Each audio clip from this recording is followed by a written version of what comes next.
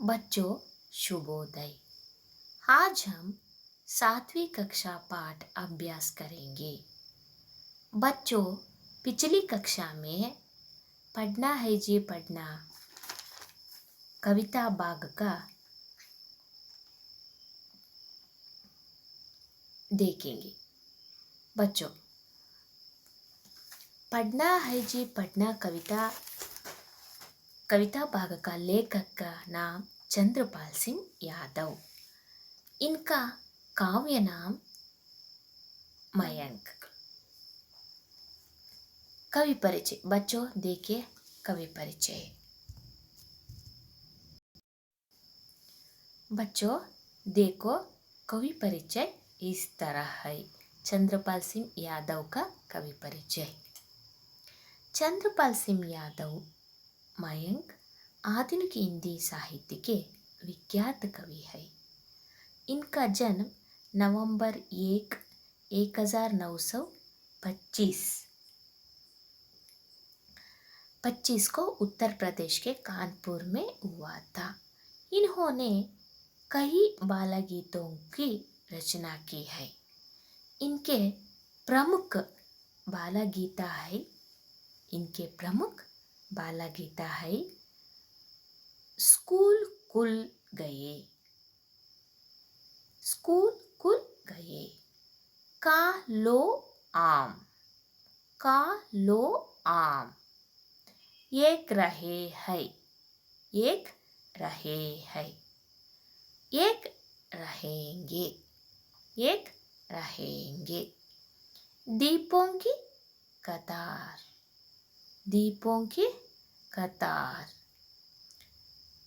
और जागृति गीता, जागृति गीता, और किसान गीता, और दूध मलाई आदि। मयंक कवि चंद्रपाल यादव का काव्य नाम है। मयंक कवि चंद्रपाल यादव का काव्य नाम है। इस तरह है बच्चों कवि का परिचय। और इस कविता भाग का शब्दार्थ को देखो बच्चों, सुनो बच्चों। जमकर, जमकर दृढ़ता से, इसका अर्थ जमकर, इसका अर्थ दृढ़ता से ಅಂದರೆ ಆತ್ಮವಿಶ್ವಾಸ, ಕನ್ನಡದಲ್ಲಿ ಆತ್ಮವಿಶ್ವಾಸ। खूब, बहुत, खूब ಅಂದರೆ बहुत, ವೆರಿ ಮಚ್, ತುಂಬ ಚೆನ್ನಾಗಿ, बहुत। इम्तिहान परीक्षा, परीक्षे एग्जाम। ताल टोकना, ताल टोकना का अर्थ लड़ने के लिए तैयार होना। ताल टोकना का अर्थ लड़ने के लिए तैयार होना ಅಂದರೆ ಯುದ್ಧಕ್ಕೆ ಸನ್ನದ್ಧವಾಗಿರೋದು, ಯುದ್ಧಕ್ಕೆ ತಯಾರು ಮಾಡ್ಕೊಂಡಿರೋದು, ಪರೀಕ್ಷೆ ಅನ್ನೋ ಯುದ್ಧಕ್ಕೆ ತಯಾರು ಮಾಡ್ಕೊಂಡಿರೋದು। ಮಸ್ತಿ, ಮಸ್ತಿ का अर्थ ಹಂಸಿ ಮಜಾಕ್, ಸಂತೋಷ ಪಡೋದು, ಕನ್ನಡದಲ್ಲಿ ಅರ್ಥ ಸಂತೋಷ ಪಡೋದು, ಖುಷಿ ಪಡೋದು, ಖುಷಿಯಾಗಿರೋದು। मेहनत, मेहनत का अर्थ ಪರಿಶ್ರಮ, ಹಿಂದಿ का अर्थ ಪರಿಶ್ರಮ, ಕನ್ನಡದಲ್ಲಿ ಪರಿಶ್ರಮ ಕಷ್ಟಪಡೋದು, ಇಂಗ್ಲೀಷಲ್ಲಿ ಹಾರ್ಡ್ ವರ್ಕ್। ಇನಾಮ್, ಇನಾಮ್ ಹಿಂದಿ का अर्थ ಪುರಸ್ಕಾರ, ಕನ್ನಡದಲ್ಲಿ ಪ್ರೈಸ್, ಇಂಗ್ಲೀಷಲ್ಲಿ ಪ್ರೈಸು, ಕನ್ನಡದಲ್ಲಿ ಬಹುಮಾನ, ಬಹುಮಾನ ಕೊಡೋದು। ಮದದ್, ಮದದ್ का ಹಿಂದಿ का अर्थ ಸಹಾಯತ, ಇಂಗ್ಲೀಷಲ್ಲಿ ಹೆಲ್ಪು, ಸಹಾಯ ಮಾಡೋದು, ಕನ್ನಡದಲ್ಲಿ ಇನ್ನೊಬ್ಬರಿಗೆ ಸಹಾಯ ಮಾಡೋದು। ಪಥ, पथ का हिंदी का अर्थ मार्ग, पथ का हिंदी का अर्थ मार्ग, मार्ग ಕನ್ನಡದಲ್ಲಿ ದಾರಿ, ಒಳ್ಳೆ ದಾರಿನಲ್ಲಿ ಹೋಗೋದು। रास्ता, मार्ग, रास्ता इस तरह है। सुनो बच्चों, ಮಕ್ಕಳೇ ಇವಾಗ ಪಡ್ನಾ ಹೈ ಜಿ ಪಡ್ನಾ ಕವಿತೆನ ಓದ್ತೀನಿ, ಇನ್ನೊಂದು ಸಲ ನೋಡ್ಕೊಳ್ಳಿ, ಪುನರಾವರ್ತನೆ, ಹಬ್ ಪುನರಾವರ್ತನೆ ಕರೆಂಗೆ। पढ़ना है जी पढ़ना कविता भाग का पुनरावर्तन करेंगे। अब देखो बच्चों, सुनो बच्चों, इस कविता के द्वारा बच्चे पढ़ाई और मेहनत का महत्व समझते हैं। इस कविता के द्वारा ಈ ಕವಿತೆ ಮುಖಾಂತರ ಮಕ್ಕಳಿಗೆ ಬಚ್ಚೋ ಪಢಾಯಿ और मेहनत के महत्व समझते हैं। ಮಕ್ಕಳಿಗೆ ಅವರ ಓದಿನ ಬಗ್ಗೆ ಮತ್ತು ಅವರ ಓದೋದಕ್ಕೆ ಪರಿಶ್ರಮ ಪಡೋದ್ರ ಬಗ್ಗೆ ಇದರಲ್ಲಿ ವರ್ಣರಂಜಿತವಾಗಿ ಕವಿಗಳು ಚಿತ್ರಣ ಮಾಡಿದ್ದಾರೆ। बच्चों देखो बच्चों और सुनो बच्चों, पढ़ना है जी पढ़ना है, हमको ऊपर चढ़ना है, थोड़े दिन की बात और है, जमकर खूब पढ़ेंगे हम, इम्तिहान में ताल ठोक कर कुश्ती को लड़ेंगे हम, पास इम्तिहान करना है, पढ़ना है जी पढ़ना है। फिर गर्मी की छुट्टी होगी, होंगे मौज मज़े के दिन, पिक्चर होगी पिकनिक होगी, होंगे तब मस्ती के दिन, मेहनत से क्या डरना है, पढ़ना है जी पढ़ना है, पापा मम्मी से लेने है, फिर तो हमको खूब इनाम, मेहनत करने वाले की तो सदा मदद करते भगवान, जीवन पथ पर बढ़ना है, पढ़ना है जी पढ़ना है। ಮಕ್ಕಳೇ, ಈ ಪದ್ಯ ಭಾಗವನ್ನು ನಾನು ರಾಗವಾಗಿ ಹೇಳೋದು ಹೇಗೆ ಅಂತ ನಿಮ್ಗೆ ಆಲ್ರೆಡಿ ಒಂದು ವಿಡಿಯೋನ ಕಳಿಸಿದ್ದೆ ಅಲ್ವಾ, ಅದರಲ್ಲೆಲ್ಲ ಕೇಳ್ಕೊಂಡಿದ್ದೀರಾ, ರಾಗ ಲಯಬದ್ಧವಾಗಿ ಅಂತ ತಿಳ್ಕೊಂಡಿದ್ದೀನಿ, ಆಯಿತಾ?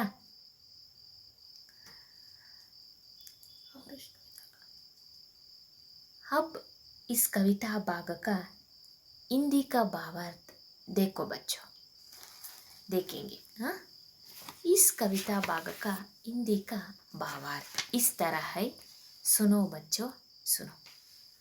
कवि श्री चंद्रपाल सिंह यादव मयंक कहते हैं कि बच्चों बच्चों को मन लगाकर पढ़ना चाहिए, बच्चों मन लगाकर पढ़ना ज़रूरी चाहिए। वे कहते हैं कि बच्चों को पढ़ाई एवं परिश्रम जीवन के दो पहलू हैं। वे कहते हैं कि चंद्रपाल सिंह कहते हैं कि बच्चों को पढ़ाई एवं परिश्रम, पढ़ाई और परिश्रम जीवन के दो मुख्य पहलू हैं। परिश्रम से की गई पढ़ाई कदापि व्यर्थ नहीं जाती। पढ़ाई एक युद्ध की तरह है। बच्चों सुनो, पढ़ाई एक युद्ध की तरह है। निरंतर परिश्रम से विजय की माला पा सकता है। बच्चों, निरंतर परिश्रम अत्यावश्यक है। निरंतर परिश्रम से विजय की माला पा सकते हैं, विजय की माला पा सकते हैं। जैसे एक युद्धो निरंतर अभ्यास कर युद्ध में विजय प्राप्त करता है। जैसे एक युद्ध निरंतर अभ्यास कर युद्ध में विजय प्राप्त करता है, पढ़ाई भी युद्ध के समान लगना से करनी होगी। पढ़ाई भी युद्ध के सामना लगाने से करनी होगी, क्योंकि इम्तिहान में पास होने है और अच्छे अंक प्राप्त करना है, अच्छे अंक प्राप्त करना है, तभी जीवन के ऊंचाई की चोटी पर खड़े हो जाएंगे, चोटी पर खड़े हो जाएंगे। परीक्षा के बाद गर्मी की छुट्टी होंगी, परीक्षा के बाद गर्मी की छुट्टी होंगी।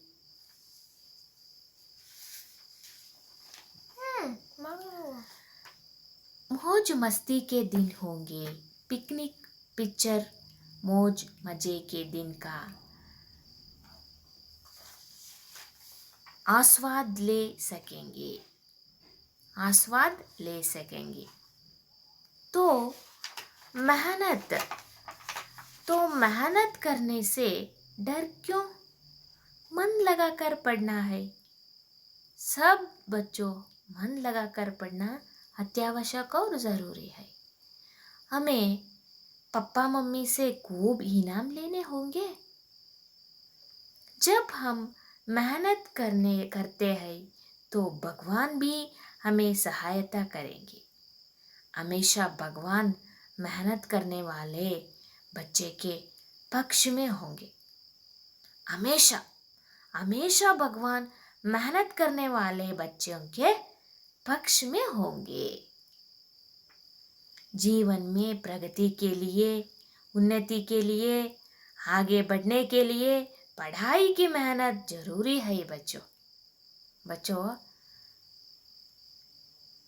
जीवन में प्रगति के लिए, उन्नति के लिए, आगे बढ़ने के लिए पढ़ाई की मेहनत जरूरी है। इस तरह कवि बच्चों को समय के सदुपयोग, परिश्रम, पढ़ाई लगना, शिस्त, संयम के बारे में बताते हुए जीवन में आगे बढ़ने के लिए, अच्छे अंकों का प्राप्त करने के लिए परिश्रम जरूरी है, इस तरह सलाह देता है। कवि चंद्रपाल सिंह मयंक ने इस तरह सलाह देते हैं। बच्चों, ಈಗ ಹಿಂದಿ ಭಾವಾರ್ಥವನ್ನು ಕೇಳಿದ್ರಿ. ಈಗ ಇದರ ಕನ್ನಡ ಭಾವಾರ್ಥವನ್ನು ನೋಡೋಣ. ಕನ್ನಡದಲ್ಲಿ ಇದರ ಭಾವಾರ್ಥ ಏನು ಅನ್ನೋದನ್ನು ತಿಳ್ಕೊಳ್ಳೋಣ.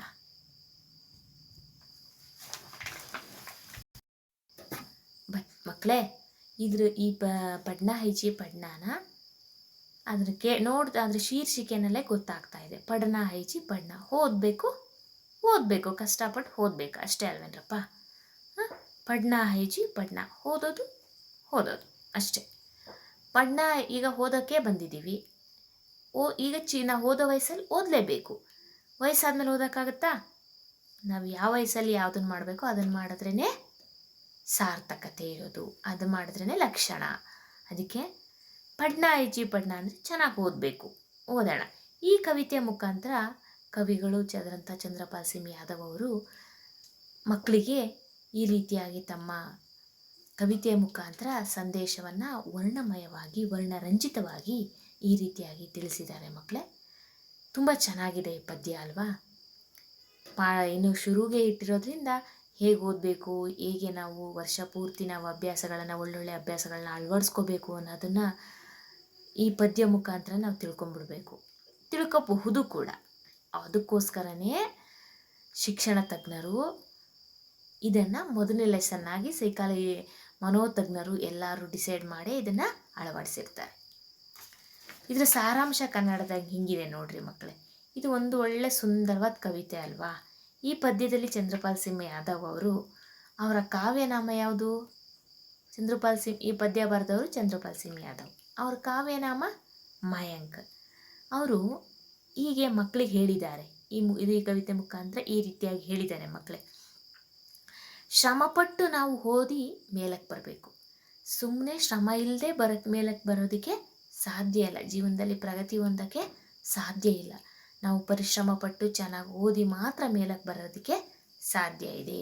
ಅದಕ್ಕೆ ಹೇಳ್ತಾ ಇದ್ದಾರೆ ಕವಿಗಳು, ಶ್ರಮಪಟ್ಟು ಓದಿ ಮೇಲಕ್ಕೆ ಬನ್ನಿ ಅಂತ.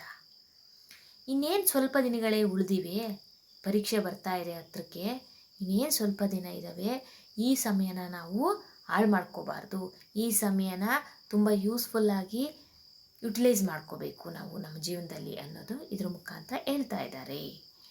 ಇನ್ನೇನು ಅಂತಿಮ ಘಟಕ ಪರೀಕ್ಷೆ ಬರ್ತಾ ಇದೆ, ಅಂತಿಮ ಘಟ್ಟದ ಕೊನೆ ಆ್ಯನ್ಯುವಲ್ ಎಕ್ಸಾಮ್ ಬರ್ತಾ ಇದೆ.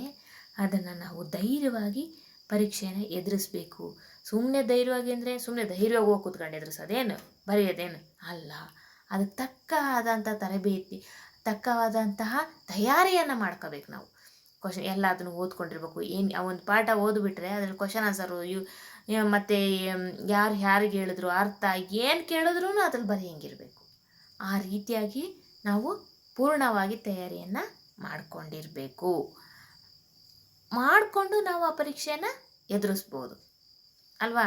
ಸುಮ್ಮನೆ ಧೈರ್ಯವಾಗಿ ನಾನು ಚೆನ್ನಾಗಿ ಧೈರ್ಯವಾಗಿದ್ದೀನಿ ಹೋಗಿ ಎದುರಿಸೋಕ್ಕಾಗತ್ತಾ? ಇಲ್ಲ. ತಲೆ ಒಳಗಡೆ ಇದ್ದರೆ ಮಾತ್ರ ಹೋಗಿ ಕುತ್ಕೊಂಡು ಕ್ವಶನ್ ಪೇಪರ್ ಕೊಟ್ಟ ತಕ್ಷಣ ಕದ್ದು ಬಗ್ಸ್ಕೊಂಡು ಎಲ್ಲ ಆ ಕಡೆ ಈ ಕಡೆ ನೋಡಿದೆ ನೀಟಾಗಿ ಬರಿಬೋದು. ಇಲ್ಲಾಂದರೆ ಆ ಕಡೆ ಈ ಕಡೆ ನೋಡ್ಕೊಂಡು ಅವ್ರನ್ನ ಇವ್ರನ್ನ ಕೇಳ್ಕೊಂಡು ಮಾಡಬೇಕಾಗತ್ತೆ, ಹೌದಲ್ವಾ? ಆಮೇಲೆ ಯೋಧರು ಕವಿ ಹೇಳ್ತಾ ಇದ್ದಾರೆ ಹೇಗೆ ನಾವು ಪರೀಕ್ಷೆಯನ್ನು ಚೆನ್ನಾಗಿ ಎದುರಿಸಿ ಚೆನ್ನಾಗಿ ಓದಿ ಚೆನ್ನಾಗಿ ಬರೆದು ಒಳ್ಳೆಯ ಅಂಕಗಳನ್ನ ಪಡಿಬೇಕು. ಮತ್ತು ಯೋಧರಿಗೂ ಕೂಡ ಈ ಪರೀಕ್ಷೆಯನ್ನು ಓದಿಸಿದ್ದಾರೆ. ಯೋಧರು ಯುದ್ಧ ಇವಾಗ ಆಗುತ್ತೆ ಅಂದರೆ ಈಗ ತಡೆಯಪ್ಪ ನಾನು ಶಸ್ತ್ರಾಭ್ಯಾಸ ಮಾಡ್ತೀನಿ ಅಂತ ಹೋಗ್ತಾರಾ? ಇಲ್ಲ, ಯಾವಾಗಲೂ ರೆಡಿಯಾಗಿ ನಿಂತಿರ್ತಾರೆ. ಯುದ್ಧನ ಸರಿ ಇವಾಗಲೇ ರೆಡಿ ಬರ್ತೀವಿ ಅಂತ. ಹಂಗೆ ನೀವು ಸಹ ಪರೀಕ್ಷೆ ಇವಾಗ ಮಾಡ್ತೀರಾ, ಯೂನಿಟ್ ಟೆಸ್ಟ್ ಮಾಡ್ತೀರಾ, ಮಂತ್ಲಿ ಟೆಸ್ಟ್ ಮಾಡ್ತೀರಾ, ಆ್ಯನ್ಯುವಲ್ ಮಾಡ್ತೀರಾ, ಮಾಡಿರಿ ಈಗಲೇ ಮಾಡಿರಿ ಅನ್ನಂಗಿರ್ಬೇಕು. ಹಂಗಿರಬೇಕು, ಎವರ್ ರೆಡಿ ಯಾವಾಗಲೂ. ಯೋಧರು ಹೇಗೆ ರೆಡಿಯಾಗಿರ್ತಾರೋ ಹಂಗೆ ಪರೀಕ್ಷೆ ನಾವು ಕೂಡ ರೆಡಿಯಾಗಿ ಪರೀಕ್ಷೆಯನ್ನು ಯುದ್ಧವನ್ನು ಎದುರಿಸ್ಬೇಕು. ಯುದ್ಧಕ್ಕೆ ಪರೀಕ್ಷೆ ಅನ್ನೋದನ್ನು ಹೋಲಿಸಿದ್ದಾರೆ ಕವಿಗಳು. ಪರೀಕ್ಷೆಗೆ ಯುದ್ಧಕ್ಕೆ ಹೇಗೆ ರೆಡಿ ಆಗ್ತೀವೋ ಹಾಗೆ ರೆಡಿ ಆಗಬೇಕು ಅಂತ. ಆಗ ನಮಗೆ ಜಯ ಸಿಗುತ್ತೆ. ಯುದ್ಧದಲ್ಲಿ ಶ್ರಮ ವಹಿಸಿ ಜಯಿಸ್ಬೋದು. ನಾವು ಯುದ್ಧದಲ್ಲಿ ಹೋರಾಡ್ದಂಗೆ ಪರೀಕ್ಷೆನಲ್ಲೂ ಜ್ಞಾಪಿಸ್ಕೊಂಡು ಚೆನ್ನಾಗಿ ಬರೆದ್ರೆ ಒಳ್ಳೆಯ ಅಂಕಗಳನ್ನು ಪಡೆಯೋಕ್ಕೆ ಸಾಧ್ಯ ಇದೆ. ಆಮೇಲೆ ಪರೀಕ್ಷೆ ಮುಗಿದ್ಮೇಲೆ ಏನು ಬರುತ್ತೆ? ಏನು ಬರುತ್ತೆ? ರಜೆ ಬರುತ್ತೆ. ಆ್ಯನ್ಯುವಲ್ ಎಕ್ಸಾಮ್ ಆದಮೇಲೆ ಏನು ಬರುತ್ತೆ? ಬೇಸಿಗೆ ರಜೆ ಬರುತ್ತೆ. ಬೇಸಿಗೆ ರಜದಲ್ಲಿ ಇರ್ರಿ ಅಂದರೆ ಇರ್ತೀರಾ? ನೀವು ಸ್ಕೂಲಲ್ಲಿ ಕ್ಲಾಸ್ ರೂಮಲ್ಲಿ ಇರ್ರಿ ಅಂದರೆ ಇರ್ತೀರಾ? ಇಲ್ಲ, ಎಲ್ಲರೂ ಮನೆಗೆ ಹೊರಟೋಗ್ತೀರಾ. ಮನೆಗೆ ಹೋಗಿ ಏನು ಮಾಡ್ತೀರಾ? ಅಜ್ಜಿ ತಾತನ ಊರಿಗೆ ಹೋಗ್ತೀರಾ, ಪಿಕ್ನಿಕ್ ಹೋಗ್ತೀರಾ, ನಿಮಗೆ ಎಲ್ಲಿಗೆ ಬೇಕು ತೋಟಕ್ಕೆ ಹೋಗ್ತೀರಾ, ಹೊಲಕ್ಕೆ ಹೋಗ್ತೀರಾ, ಎಲ್ಲಿಗೆ ಬೇಕು ಅಲ್ಲಿಗೆ ಹೋಗ್ತೀರಾ. ಆವಾಗ ನೀವು ಖುಷಿಯಾಗಿರ್ತೀರ, ಖುಷಿಯಾಗೇ ಇರ್ತೀರ, ಹೌದಲ್ವಾ? ನಿಮ್ಮ ಇಚ್ಛಾನುಸಾರ ಇರ್ತೀರಲ್ಲ, ಆಗ ಖುಷಿಯಾಗಿರ್ತೀರ. ಪರೀಕ್ಷೆ ಆದಮೇಲೆ ಆರಾಮಾಗಿರೋದು ಬಂದೇ ಬರುತ್ತೆ. ಅದಕ್ಕೆ ಪರೀಕ್ಷೆ ಟೈಮಲ್ಲಿ ನಾವು ಕಷ್ಟಪಟ್ಟು ಚೆನ್ನಾಗಿ ಅಭ್ಯಾಸ ಮಾಡಿಬಿಡೋಣ, ಚೆನ್ನಾಗಿ ಓದ್ಬಿಡೋಣ, ಚೆನ್ನಾಗಿ ಅಂಕ ಗಳಿಸೋಣ ಅಂತ ಕವಿಗಳು ಹೇಳ್ತಾ ಇದ್ದಾರೆ. ಸಿನಿಮಾಕ್ಕೆ ಹೋಗೋದು, ಪಿಕ್ನಿಕ್ ಹೋಗೋದು ಇವೆಲ್ಲ ಇದ್ದೇ ಇರುತ್ತೆ. ಗೆಳೆಯರ ಜೊತೆಗೆ ಆಟ ಆಡೋದು ಇವೆಲ್ಲ ಇದ್ದೇ ಇರುತ್ತೆ ಅಂತ ಹೇಳ್ತಾ ಇದ್ದಾರೆ. ಮತ್ತು ಒಳ್ಳೆಯ ಅಂಕ, ನೀವು ಪರೀಕ್ಷೆ ಆದಮೇಲೆ ರಿಸಲ್ಟ್ ಬರುತ್ತಲ್ಲ, ಒಳ್ಳೆಯ ಅಂಕ ಪಡೆದ್ರೆ ನಿಮ್ಮ ಅಪ್ಪ ಅಮ್ಮಂಗೂ ಕೂಡ ಖುಷಿ ಆಗುತ್ತೆ. ಅವ್ರು ಕಷ್ಟಪಟ್ಟು ನಿಮ್ಮನ್ನು ಓದಿಸಿದ್ದಕ್ಕೂ ಕೂಡ ಸಾರ್ಥಕ ಆಯ್ತಪ್ಪ ಅಂತ ಅವ್ರಿಗೂ ಸಹ ಸಂತೋಷ ಆಗುತ್ತೆ. ಅದಕ್ಕೆ ಇನ್ನೂ ಒಂದಷ್ಟು ಇನಾಮ್ ಕೊಡ್ತಾರೆ, ಅವರು ಪ್ರೈಸ್ ಕೊಡ್ತಾರೆ, ಅಂದರೆ ಬಹುಮಾನ ಕೊಡ್ತಾರೆ. ನಿಮ್ಗೇನು ಬೇಕು? ಬಟ್ಟೆ ಬೇಕಾ, ಓದೋಕ್ಕೆ ಏನಾದ್ರು ಬೇಕಾ, ಇನ್ನೇನು ಬುಕ್ಸ್ ಬೇಕಾ, ಬ್ಯಾಗ್ ಬೇಕಾ, ಶೂ ಬೇಕಾ, ಏನು ಬೇಕಾ ಎಲ್ಲ ಕೊಡಿಸ್ಬಿಡ್ತಾರೆ ಖುಷಿಯಾಗಿ. ನಾವು ಅದಕ್ಕೆ ಅವ್ರು ಖುಷಿಗೆ ಪಡಿಸ್ಬೇಕು ಅಂದರೆ ಚೆನ್ನಾಗಿ ಓದಿ ಅವರಿಗೆ ಮಾರ್ಕ್ಸ್ ಕಾರ್ಡಲ್ಲಿ ಮಾರ್ಕ್ಸ್ ಚೆನ್ನಾಗಿ ತೆಗೆದು ತೋರಿಸ್ಬಿಟ್ರೆ ಅವ್ರು ಇನ್ನೂ ಖುಷಿಯಾಗಿ ಅವ್ರು ಇನ್ನೂ ಎಲ್ಲ ಚೆನ್ನಾಗಿ ಕೊಡಿಸ್ತಾರೆ, ಇನ್ನೂ ಚೆನ್ನಾಗಿ ಓದ್ಬೋದು ಅಂತ ಹೇಳಿದೆ ಕವಿಯ ಆಶಯ ಆಗಿದೆ. ಅವರು ಖುಷಿ ಆಗಬೇಕು, ತಂದೆ ತಾಯಿಗಳು ಕೂಡ. ಆಮೇಲೆ ನಮ್ಮ ಪರಿಶ್ರಮಕ್ಕೆ ತಕ್ಕ ಫಲ ಈ ಪ್ರತಿಯೊಬ್ಬರಿಗೂ ದೇವರು ಕೊಟ್ಟೇ ಕೊಡ್ತಾನೆ. ನಾವೇನು ಪರಿಶ್ರಮ ಆಗ್ತೀವೋ ಅದಕ್ಕೆ ತಕ್ಕಂಥ ಫಲ ಅಂತ ಸಿಕ್ಕೇ ಸಿಗುತ್ತೆ. ಯಾವಾಗಲೂ ದೇವರು ನಮ್ಮನ್ನು ಯಾವಾಗಲೂ ಹರಿಸ್ತಾ ಇರ್ತಾನೆ. ನಾವೆಷ್ಟು ಕಷ್ಟಪಡ್ತೀವೋ, ನಾವೆಷ್ಟು ಶ್ರಮ ಆಗ್ತೀವೋ ಅದಕ್ಕೆ ತಕ್ಕ ಫಲ ಅಂತೂ ಬಂದೇ ಬರುತ್ತೆ. ಜೀವನದ ಮಾರ್ಗದಲ್ಲಿ ಒಳ್ಳೆಯ ಮಾರ್ಗದಲ್ಲಿ ನಾವು ಚೆನ್ನಾಗಿ ಓದಿ ಚೆನ್ನಾಗಿ ಅಭ್ಯಾಸ ಮಾಡಿ ಒಳ್ಳೆಯ ಮಾರ್ಗದಲ್ಲಿ ಹೋಗಬೇಕು, ಒಳ್ಳೆಯ ದಾರಿನಲ್ಲಿ ಹೋಗಬೇಕು, ಸತ್ಯ ಮಾರ್ಗದಲ್ಲಿ ಹೋಗಬೇಕು, ನ್ಯಾಯ ಮಾರ್ಗದಲ್ಲಿ ಹೋಗಬೇಕು. ಆಗ ನಾವು ಒಳ್ಳೆಯ ಮಾರ್ಗದಲ್ಲಿ ಹೋದರೆ ದೇವರು ನಮಗೆ ಬೆನ್ನೆಲುಬಾಗಿರ್ತಾನೆ, ನಮ್ಮ ಹಿಂದೆಗೆ ಯಾವಾಗಲೂ ಕಾಪಾಡ್ತಾ ಇರ್ತಾನೆ, ನಾವು ಒಳ್ಳೆ ರೀತಿಯಾಗಿ ಹೋಗ್ತಾ ಇದ್ದಾರೆ ಅಂತ, ಹೌದಲ್ವಾ? ತಪ್ಪು ಮಾಡಿದ್ರೆ ನಮಗೆ ಬುದ್ಧಿ ಕಲಿಸೋಕ್ಕೂ ದೇವ್ರಿಗೆ ಚೆನ್ನಾಗಿ ಗೊತ್ತು, ಕಲಿಸ್ತಾನೆ ಅವನು, ಹೌದಲ್ವಾ? ಅದಕ್ಕೆ ನಾವು ಈ ರೀತಿಯಾಗಿ ನಾವು ದೇವರನ್ನು ನಂಬಬೇಕು. ಮತ್ತು ನಾವು ಒಳ್ಳೆಯ ಕೆಲಸ ಮಾಡಿದ್ರೆ ದೇವರು ನಮ್ಮ ಜೊತೆಲಿ ಇದ್ದೇ ಇರ್ತಾನೆ ಅನ್ನೋದು ಕೂಡ ನಾವು ಅಂದ್ಕೋಬೇಕು. ಈ ರೀತಿಯಾಗಿ ಕವಿ ತಮ್ಮ ಕವಿತೆಯಲ್ಲಿ ವರ್ಣರಂಜಿತವಾಗಿ ಹೇಳಿದ್ದಾರೆ. ಇದರ ಪೂರ್ಣ ಅರ್ಥ ಇಷ್ಟೇ ಮಕ್ಕಳೇ, ಬೇರೇನಿಲ್ಲ. ನಾವು ಓದೋ ಸಮಯದಲ್ಲಿ ಚೆನ್ನಾಗಿ ಓದಬೇಕು ಅಂದರೆ ಪರಿಶ್ರಮ ಹಾಕಿ ಕಷ್ಟಪಟ್ಟು ಪ್ರತಿಯೊಂದನ್ನು ತಿಳ್ಕೊಂಡು ಓದಿ ಅರ್ಥ ಮಾಡಿಕೊಂಡು ಓದಿದಾಗ ಅದು ಯಾವತ್ತೂ ಮರ್ತೋಗಲ್ಲ. ಆ ರೀತಿಯಾಗಿ ಅರ್ಥ ಮಾಡ್ಕೊಂಡು ಓದಿದಾಗ ನೀನು ಯಾವತ್ತೇ ಪರೀಕ್ಷೆ ಇಡು, ಯಾವತ್ತೇ ಯೂನಿಟ್ ಟೆಸ್ಟ್ ಮಾಡು, ಈಗಲೇ ಮಾಡು, ಯಾವಾಗಲೇ ಮಾಡು, ಬರೆಯೋಕ್ಕೆ ರೆಡಿ ಬರೀತೀರಾ ಕೂಡ, ಚೆನ್ನಾಗಿ ಪಾಸ್ ಆಗ್ತೀರಾ ಕೂಡ, ಅಂಕಗಳು ಸಹ ಚೆನ್ನಾಗಿ ಬರುತ್ತೆ. ನಿಮ್ಮ ಅಪ್ಪ ಅಮ್ಮನೂ ಖುಷಿಯಾಗಿರ್ತಾರೆ, ಅವ್ರು ಇನ್ನೂ ಚೆನ್ನಾಗಿ ಎಲ್ಲ ಕೊಡಿಸ್ತಾರೆ. ನಿಮ್ಗೆ ಏನೇನು ಬೇಕೋ ನೀವು ಚೆನ್ನಾಗಿರ್ಬೋದು, ಅಪ್ಪ ಅಮ್ಮನೂ ಚೆನ್ನಾಗಿರ್ಬೋದು. ಅದ್ರ ಜೊತೆಗೆ ನಮಗೆ ಪಾಠ ಮಾಡಿದಂಥ ಟೀಚರ್ಸ್ಗೂ ಕೂಡ ಸಂತೋಷ ಆಗುತ್ತೆ. ನಿಮಗೆ ಜಾಸ್ತಿ ಮಾರ್ಕ್ಸ್ ಬಂದು ಚೆನ್ನಾಗಿ ಏನಾದರೂ ಒಂದು ಒಳ್ಳೆ ಕೆಲಸಕ್ಕೆ ಹೋದ್ರಿಂದ ನಮಗಾಗೋ ಸಂತೋಷ ತುಂಬ ಸಂತೋಷ ಆಗುತ್ತೆ. आज दिन का होमवर्क है, पूरा पद्य भाग का 2 बार लिखो, 2 बार लिखो।